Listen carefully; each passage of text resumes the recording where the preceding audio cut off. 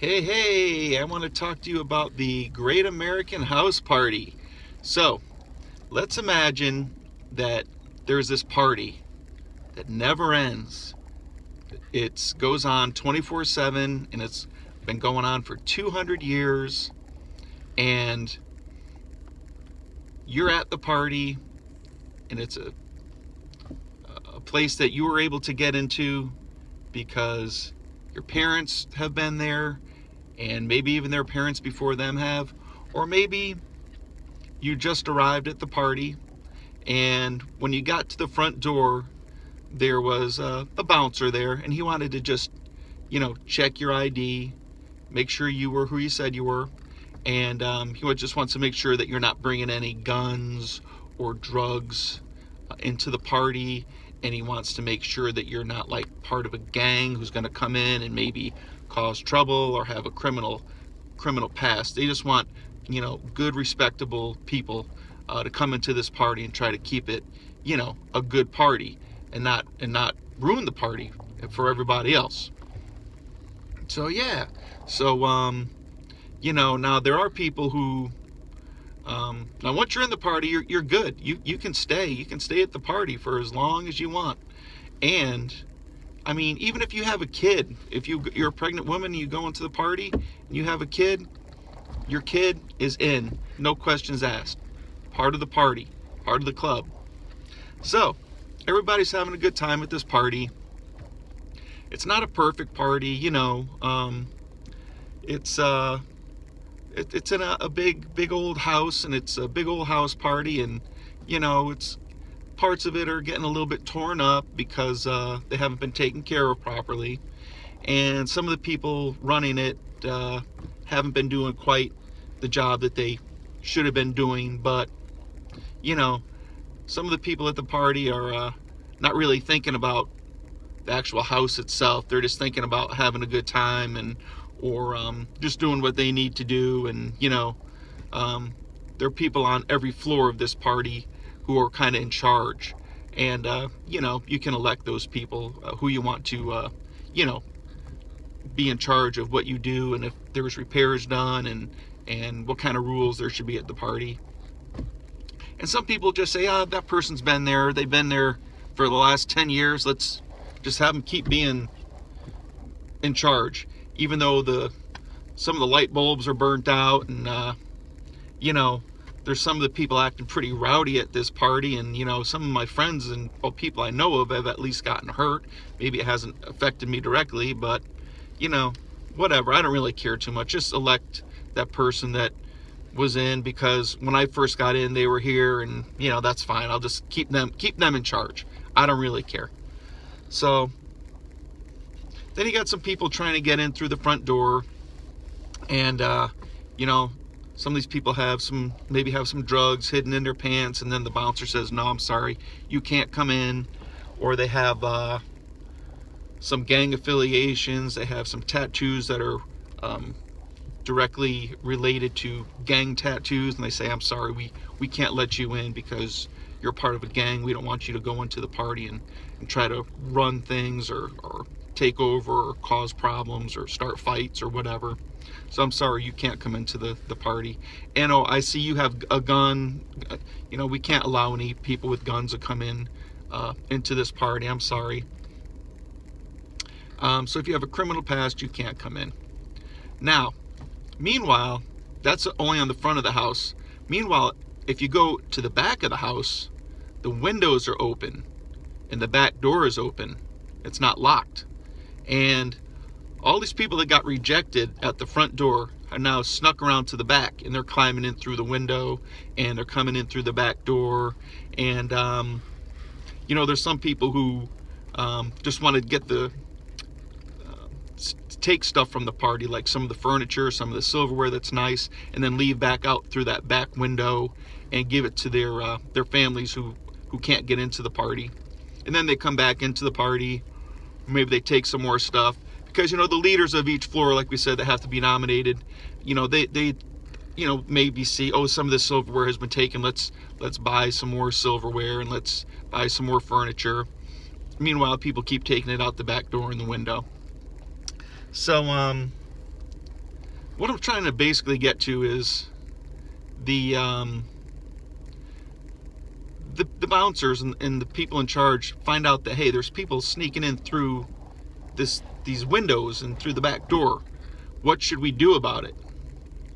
And there's some of the leaders on some of the floors say, oh, just let them keep coming in. Let them come in as often as they want. And then there's some people that say, hey, if we keep letting these people sneak in and stealing stuff and breaking stuff, I mean, the people who are responsible and who really take good care of their floor that they're in charge of, say, hey, man, we got these light bulbs burnt out. We need to have those replaced.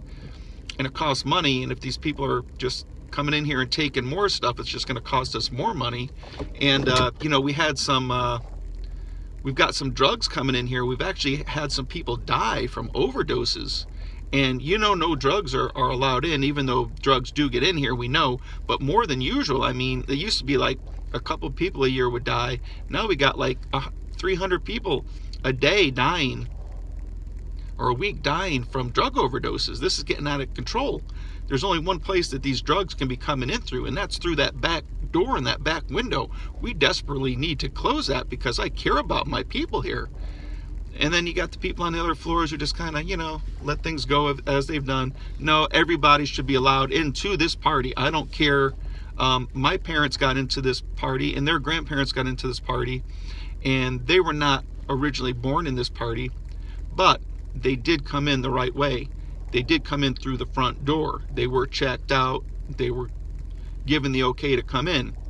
So there is a difference between the people who came in through that front door and who came in through the windows and the back doors that are sneaking in. The people that are sneaking in because they can't get in through the front door, or because the line is too long and they don't feel like waiting, so they just want to bust through the door, or they come in with the intent of taking stuff out of the party and bringing it to people outside. None of these things are really good reasons for people to come in through the back door and the back window. So I think you can understand why a lot of people at the party and a lot of people who are in charge want to close those windows and lock them up and close that back door and put a bouncer at that back door also. But a lot of people just don't understand that. So, you got people coming in through this, trying to get in through the front door that have, malaria and syphilis and all kinds of diseases, smallpox, excuse me, even leprosy. Believe it or not, yes, leprosy. It is not a disease that is gone away with. There is still leprosy, and they're starting to find people with leprosy in the house. How are these people with leprosy getting in the house? I don't want to get leprosy. I don't want my kids to get leprosy. And the people I know, the people at the front door aren't letting them in. How are these people getting in here? Oh, they're coming in through the back door and the window. But you want to let them keep coming in, right? Makes a lot of sense. It doesn't make any sense, actually. So, Republicans, Democrats, right-wingers, left-wingers, I just want left-wingers, Democrats who are on the side of no borders to understand where people that are Republicans are coming from. Because you may just view it as it's not the American way to keep people out of America. But we don't keep people out. We let more people into America now than we ever have, as long as they come in through the front door. As long as they're checked out and they're good, cool people, we let them in. We let in millions of people. But when they start coming in through the back door with illegal crap and drugs and diseases and bringing in children who aren't even their own children, and Lord knows what they're going to do with those children once they get them in the house in the little back room and, set up a line for perverts to pay to have their way with these kids. That's what goes on with these little kids that come in here. They're prostituted out. It's not right for the children. And these children, most of the time, if they want to come, they have no idea what they're going to run into. I mean, I'm sure they're scared, but they don't know that they're going to be, raped and turned into prostitutes and just used. Nobody wants that for their life. Yeah, they want to come to America, but they don't want that to be their life when they get here. They want to have a better life. And I can't consider that to be a better life for anybody. Parents will give their children to these people as payment for them to get into the country. You don't believe it, but it's true, because, I was going to tell you something. There are kids who came through the border who are in schools today who can't read English, can't speak English. They can speak Spanish, but they can't read Spanish. And I'm talking kids in elementary and middle school. Because in other countries, education is not a priority. They can speak it because they hear it in their house, but they're never even taught how to read or write their own language. I mean, when you get these kids in school, sit next to your kids, how is a teacher supposed to deal with that? We got the whole no child left behind thing, which means every child, no matter what and who they are, gets to go in a classroom with everybody else. How is a teacher? Imagine being a teacher with 30 kids in your classroom. It's hard enough. Imagine just dealing with your own kids and their friends when they come over. Now imagine having 30 of them in a classroom, and now you're getting ones in here who can't speak English, but they can't even write their own native language. They can't read their own native language. How can you even give them a lesson, give them a book in Spanish to learn while you're trying to teach them English? You can't. How do you deal with that? I couldn't imagine being a teacher nowadays. But you know what? And help me understand Democrats and left-wingers and people who want no walls, no borders. Why you want no borders? I can understand you wanting people to come into America because we are the great melting pot. But like I expressed, millions of people come in through America every year. But they come in through the front door. They come in the right way. They did it like your ancestors did. They didn't sneak in. They came in the right way. They were tested, make sure they didn't have any diseases, and they were grateful to come, and they were glad to come to America. And they wanted to get ahead. They wanted to get a job. They wanted to start a family. They wanted to buy a home or start a business. It was a great opportunity to come to America for people like that. People who are sneaking in the back door are just coming in. A lot of them are coming in for that quick hit, come in, drop off the drugs, get paid, go back to their country, and repeat. Just do the same thing over and over again. They work for drug cartels. They work for gangs. If they're gang members and they come into America, they got places to hide. They got people from their gang that put them up in places. And how do you think they're making a living in America if they're in a gang? You think they're going to McDonald's to get a job? Hell no. They're out there slinging dope on the corner, slinging the thing that's killing 300 people a week. People dying of opioids and heroin every week. 300 people a week. Or they're committing crimes. They're sticking people up. They're robbing houses, breaking into cars, whatever they can. Doing online scams, doing phone scams, you name it. Taking advantage of old people.